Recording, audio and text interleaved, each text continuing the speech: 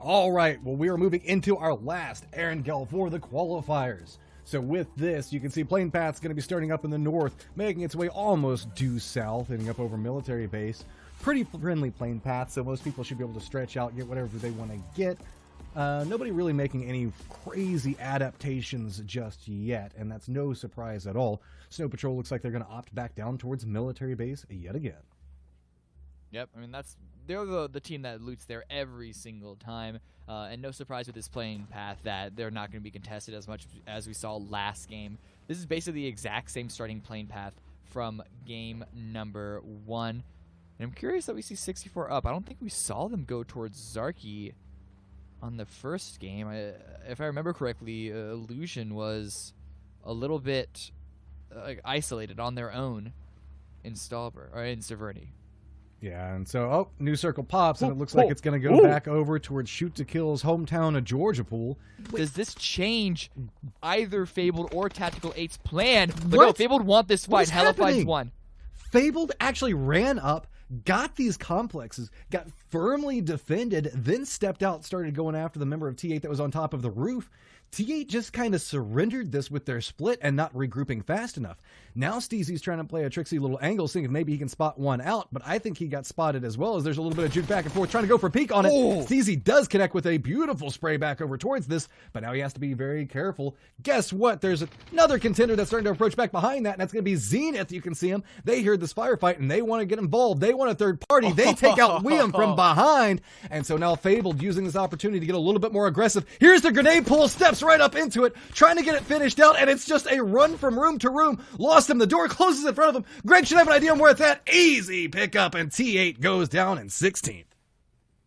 The fact that Tactical 8 allowed Fabled to get those first frags, especially the one onto Grizzly, is shocking. It's going to be an easy revive for them, and it's a good start. Patrick, but they are still on the back foot in terms of resources because those engagements.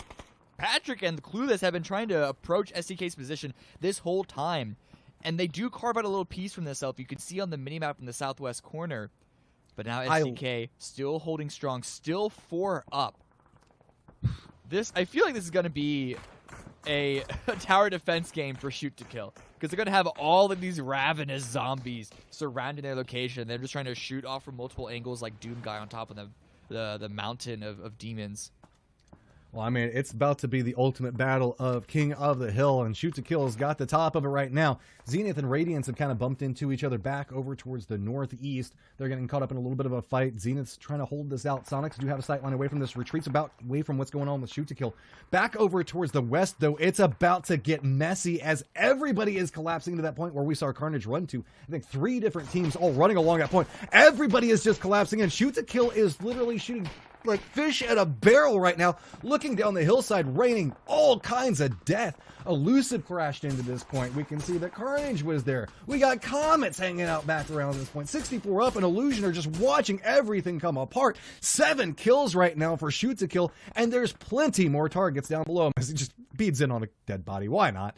I mean, this is starting to feel very, very hazardous for every team that has to contend with Shoot to Kill's high ground advantage. Yeah, because if you want to defend against high ground, your attention is pulled away from all the other teams immediately around you. But if you try and fight on the ground floor with the teams like right next to you, Shoot to Kill going to peek you from above. Having 7 kills this early on is what you expect from a team that fights super early, but SDK haven't been doing that. They've just been defending their position in the center of the circle. This could be a really, really big game for them. Yeah, people in problem spots right now, I can't help but feel, are 64 up in Illusion. Illusion wanting to have themselves a good game, holding down that 13th place. But again, my eyes are drawn back to 17th, 18th, 19th, 22nd, 23rd, all still alive right now. And these are the teams that are trying to get into that top 16 positions. So they might have an opportunity depending on how this all plays out. Carnage and Comet still being unlikely neighbors and not too happy about it. Just throwing a couple of, throwing litter at each other at this point, just throwing over a couple of grenades and whatnot, not connecting onto anything, but at least making them think about any decisions and how they want to play around this point. More shots. Salo gets tagged again. I will say, STK have been tagged a couple of times. There have been a couple of knocks in the kill feed. So I do wonder how thin their meds have gotten at this point. They might want to start to play it a little...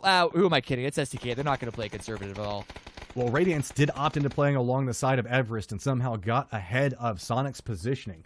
So, with Shoot to Kill being focused on what's been going on around the dip that Carnage has been playing at, Snow Patrol, Radiance, and Soniqs have all collapsed back over towards the eastern part of Everest. You can see Soniqs trying to run back up, provide a little bit of reinforcements for the fight that's happening with Radiance from this point, and it's starting to turn a little bit problematic as nobody can really help and assist in any form and factor. But here comes MIME.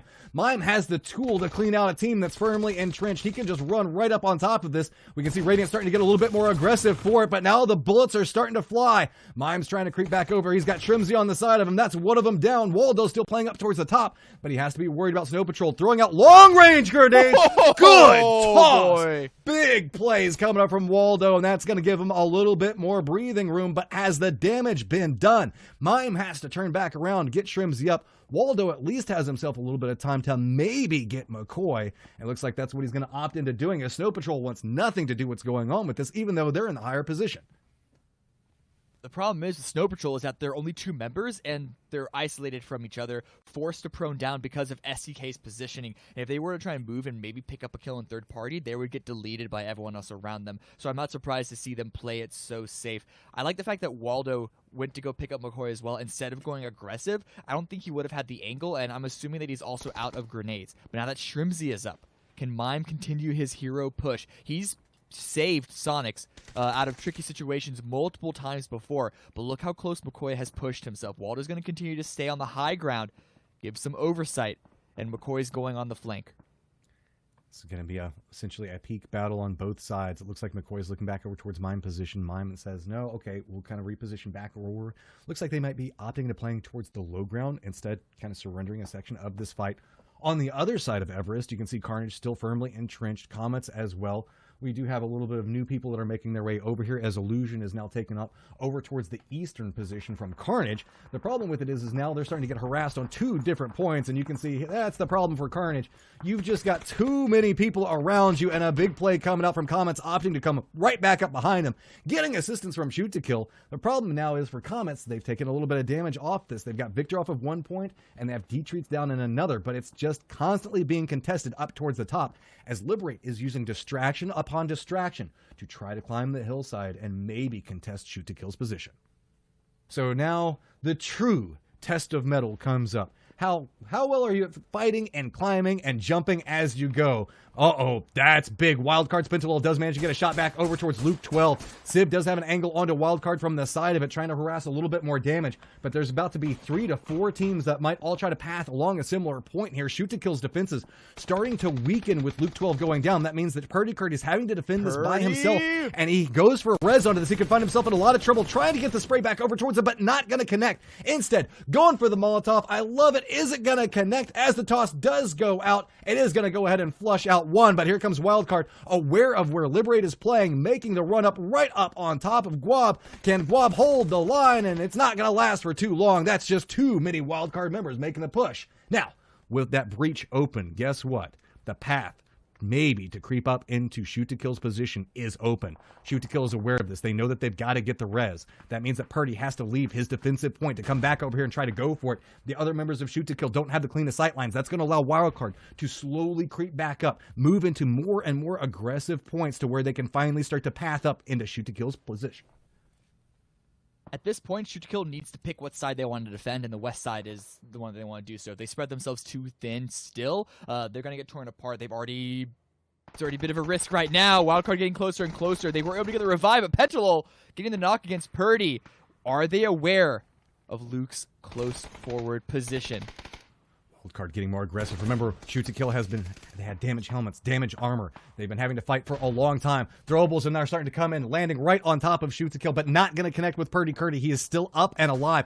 So a chance for a potential res. The problem with it is this is starting to be a big distraction. Shoot to Kill is having to send all of their defensive line, all of their attention back over towards Wildcard, and that's starting to open up on the other side of Soniqs and Snow Patrol are getting caught up in the fight. Good shots coming up from Civ. Going to go ahead and get the knock onto Sharp Shot. Now it's a little bit of an exchange back and forth. Can we see Wildcard start to get this aggressive? Keenan thinks that he might have the option. Instead, decides to creep back down. Go for the res. Pump the brakes just a little bit. They've got the foothold position to play from. So with this, Alo has to be careful every single time he goes for this peak. Purdy Curdy back up as well. So full-on defensive line starting to come up for Shoot to Kill, but Wildcard do manage to get the res as well. depending on if he can find some way to make his way up the hillside, he could find himself right over here next to Shoot to Kill and maybe distract them at a very important moment. Problem is, I don't actually know how easy it is to climb up from Sneak Attack's position immediately onto SDK. I think he would only be able to come in from the far east side or come in right in between SDK and Wildcard, but who knows, maybe he's got some goat legs on him and do some mountain climbing. Wildcard that's actually taking the shots at Sneak Attack to pin him in position. Everybody from Shoot to Kill is 100% beated in on Wildcard. Like, look at the mini-map and you see all the arrows pointed right in that direction. So now it's just a matter of if we can see any, like 1 or 2 knocks on either side might be the opportunity. 14 kills coming up. Oh! There's the knock. Good shots coming out from Civ. Can't quite get the flush. Are they going to use this opportunity? You can see Luke 12 moving a little bit more of aggressive spot, seeing if maybe he can get in a point where he can throw something back their direction, get a little bit of spray inside the smokes, but it doesn't look like it's going to be enough. Luke doesn't want to overextend just yet. Comets made their way back down the hillside, so they're not going to be pushing back over towards this. So it's just a little bit of a push battle between them as Keenan does get rezzed. This is starting to be a stacking factor for both of these teams, though, as with the repeat rezzes constantly coming in, that means that they're going to bleed out faster and have less armor, less utility. And MIME, oh my god, MIME has the tools to do so much work on this. Remember, we saw him a second ago. Oh, well, apparently he decided to drop it, passed it back over behind him. But he's going to be able to aggress into a very interesting spot and might be able to attack. Shrimsy's still playing back down to the low ground. Yeah, Soniqs want to keep control of, I guess, what's the center of the circle and wait for STK, or at least the survivors of STK versus Wildcard to come to them. But Comets, they're not in the center, so they're going to try and push up the hill and take care of everyone else on the west side. But Keenan, Wildcard might not want to be pushing on STK anymore, and you can see them falling back from the top of the hill. They should be able to spot Comets momentarily. D-Treats goes down. Oh, well, okay. Not as easy as I thought, but they're still able to make it. Well, Shoot to Kill is still having to contend with what's going on the other side, so this is the opportunity that they cannot grab a hold of.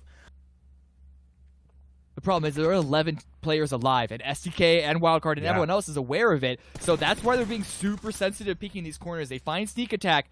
They should know right now that it's pretty safe on the south side. And Shrimsy goes down to Sharp Shot. This could be really bad for Soniqs. Wildcard making it closer and closer. Shoot to Kill. Wildcard trying to aggress a little bit further forward. MIME is still the threat looming on the horizon for Shoot to Kill. They had a great last game. They're wanting to pick up another win. Wildcard always bloodthirsty, always wanting to get more out of it. But are we finally going to see somebody maybe make their play back over towards MIME? Because that could be the moment. If Wildcard sees a single person in the kill feed from Shoot to Kill go down, they're going to make their play. Jazz has to be careful. He steps out inside the blue, but it's going to be constant pushing. They're jumping along the hillside like mountain goats. Steps up, gets the pop onto one of them, but it's exchange. One member down on both sides. It's starting to come apart. Shoot to Kill gets quickly eliminated. MIME pops up back behind it. Molotov's now coming out on the other side of this. He now knows he has an angle. Looks back over towards Wildcard's position. Gets one of them. Can he turn this around? Can he get the upset? He is just walking away with this one right now. He is doing so much work on both these teams. Sharp Shot can't go for the play onto it. Gets the shot. And Soniqs walks away with 12 kills and what nobody would expect. MIME makes his candidacy for MVP. All my life I want money and power, respect my mind, no die from last shot. I pray my dick get big as the Eiffel Tower, so I can fuck the world for 72 hours. Goddamn, I feel amazing. Damn, I'm in the matrix. My mind is living on cloud 9 and this 9 is never on vacation. Start up that Maserati.